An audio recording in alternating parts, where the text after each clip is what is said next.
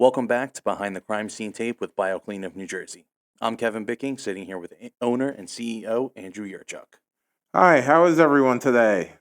Doing good? In the last episode, we talked about who to call first and why the order of those calls matters more than people realize. Today, we're getting into something we see on almost every job we walk into. For sure, this one comes up almost every job that we do. When the space looks clean, it may not actually be safe. And that's where a lot of families start second guessing themselves. Exactly. There's confusion, guilt, and a lot of eternal debate, not because people don't care, but because they don't want to believe there's still a problem.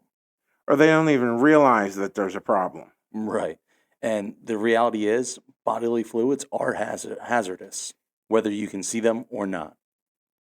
Well, blood and bodily fluids can spread farther than most people realize on a crime scene. They really do. They wick into materials through gravity and pressure. They travel underneath flooring, padding, baseboards. Things can dry clear, or sometimes the fluids darken on surfaces, and sometimes the odor disappears before the real risk and public health hazard does. Right.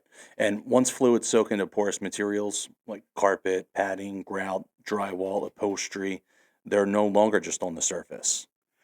Yeah, Kevin, at that point, spraying and wiping, disinfecting, doesn't really, help the problem. It only changes what the pathogens and what the health hazard looks like. And And that's where the danger is. right, right. And that's why ATP testing exists and why PPE is required on, you know, every job, even when there's no visible, contamination. Hey, Kev, can you explain what ATP testing is? Yeah, for sure. So ATP testing is basically a verification tool. It's not a cleaner itself. What it does is it tests to make sure and see if there's still biological material on the surface. That's why materials sometimes need to be removed entirely, not just cleaned. Sometimes we take out baseboards, drywall, ceiling fans, carpeting. They just Yep. can't be cleaned properly. The biggest risk that we deal with are almost always when invisible pathogens are left behind after the cleanup and microscopic contamination spreads throughout do it yourself cleaning. Yeah, cross contamination can be from shoes, towels, gloves, tools, all that kind of stuff.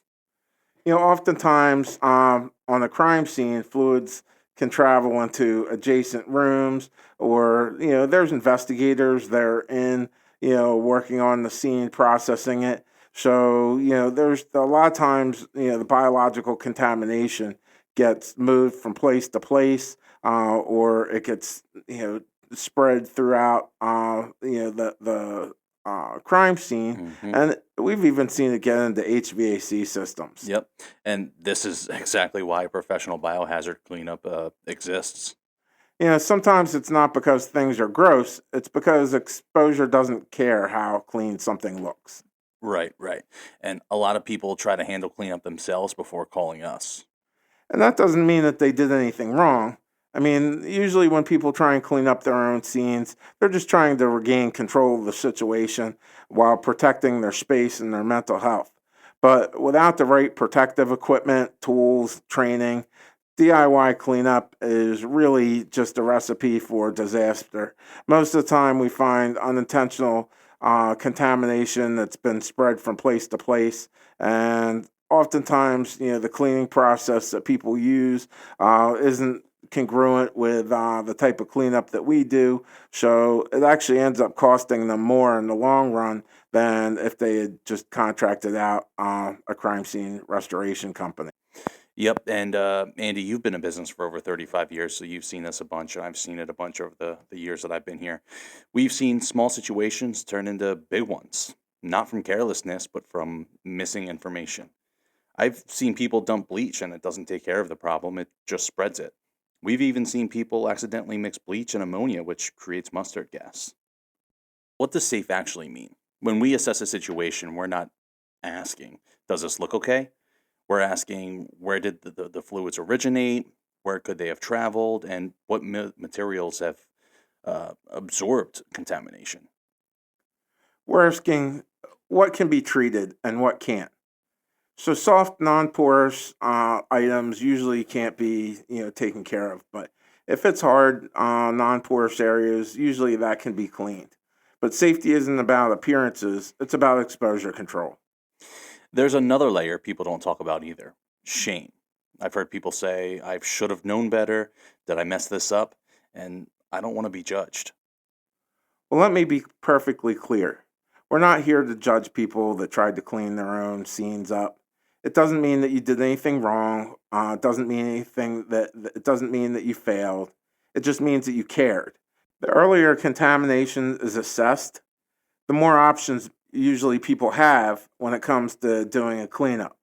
And we can help limit the spread, reduce material removal, such as tearing out drywall, carpets, things like that. The earlier we get in to start cleaning up the job, usually the better off the property is going to come out. Now, if you're listening to this and wondering if you're overreacting, You know, Kevin, that instinct exists for a reason. yep, you don't need to diagnose anything. You just need clarity when it comes to situations like this. Most stress doesn't come from cleanup. It really just comes from the uncertainty of the situation. And our goal isn't just to clean spaces.